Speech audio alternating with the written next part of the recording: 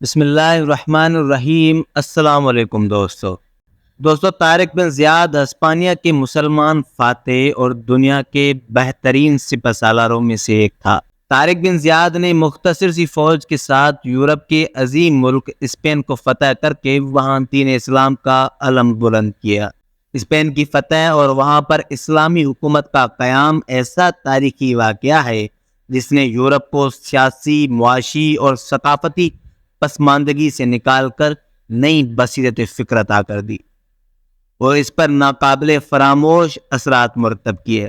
طارق بن زیاد ایک متقی، فرشناس اور بلند ہمت انسان تھے۔ ان کے حسن اخلاق کی بنا پر عوام اور فوجی سپاہی انہیں احترام کی نظر سے دیکھتے تھے۔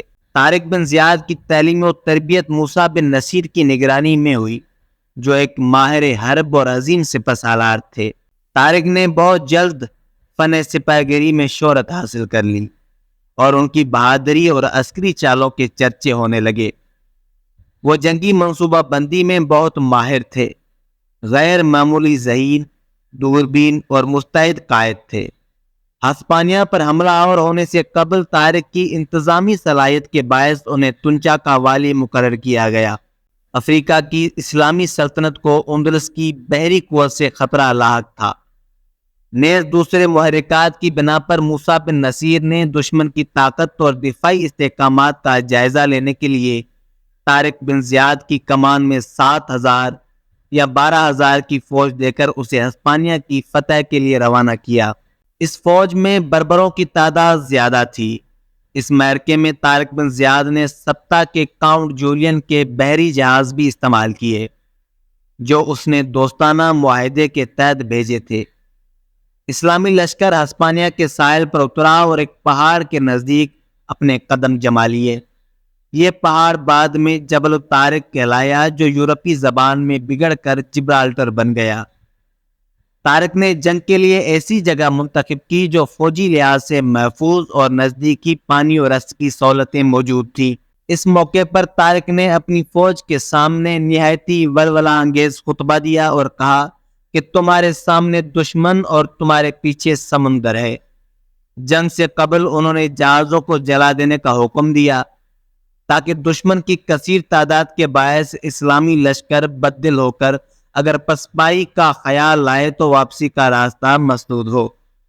اس صورت میں صرف ایک ہی راستہ باقی رہا کہ یا تو دشمن کو شکست دی جائے یا لڑتے ہوئے جان آفری کے سپرد کی جائے۔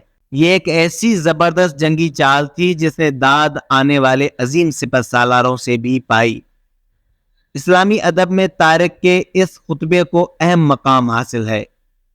8 دن کا رن پڑا اور آخر کار دشمن کو شکست ہوئی اور ہسپانیہ کا شہنشاہ راڈرک بھاگ نکلا، جس کے انجام کا پتہ نہ چل سکا۔ اس اعتبار سے یہ جنگ فیصلہ کن تھی کہ ہسپانوی فوج پر صدیوں تک متحد ہو کر مسلمانوں کے مقابلے پر آنے کی جرأت نہ ہو سکی۔